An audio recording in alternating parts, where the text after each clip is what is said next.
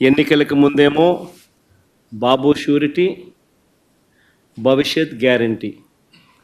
ఎన్నికలు అయిపోయిన తర్వాత మాత్రం బాబు షూరిటీ, మోసం గ్యారంటీ అన్న పద్ధతిలోనే ఆయన పాలన సాగుతూ ఉంది. బడ్జెట్ స్పీచ్ అంతా కూడా చూస్తే, బడ్జెట్ కానీ గవర్నర్ ప్రసంగం కానీ ఏది చూసినా కానీ కనిపించేది ఒకటే. గవర్నర్ ప్రసంగంలో వీళ్ళు రిప్లై ఇచ్చేటప్పుడు కానీ, బడ్జెట్ స్పీచ్లో కానీ ఎక్కడ చూసినా కానీ మనకు కనిపించేటివి రెండు కనిపిస్తాయి. ఒకటి పరనింద, రెండు ఆత్మస్తుతి. ఈ రెండు మాత్రం బాగా ప్రస్ఫుటంగా కనిపిస్తాయి. రెండో బడ్జెట్ ప్రవేశపెడతా ఉన్నప్పటికీ కూడా ఈ రోజుకి కూడా వాళ్ళ నోట్లో నుంచి వచ్చే మాటలు జగనట్ట, జగనిట్ట, జగనట్ట, జగనట్ట, ఆ పాలన, ఈ పాలన, ఇవే మాటలే వస్తాయి.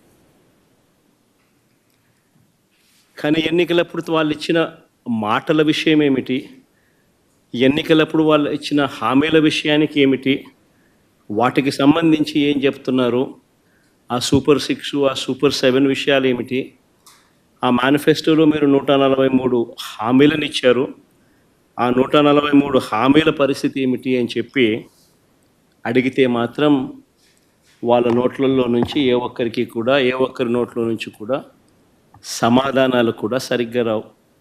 ఏది చెప్పినా అబద్ధం, ఏది చెప్పినా మోసం. ఎన్నికలప్పుడేమో సూపర్ 6 అన్నారు, సూపర్ 7 అన్నారు. ఏకంగా ఒక మేనిఫెస్టో రిలీజ్ చేశారు. ఆయన దత్తపుత్రుడు ఇద్దరు కలిసి రకరకాల పద్ధతుల్లో పోజులు ఇస్తూ జగన్ చెప్పిన దానికన్నా ఎక్కువ చేస్తున్నాము అని చెబుతూ ఇంటింటికి బాండ్లు కూడా ఇచ్చారు.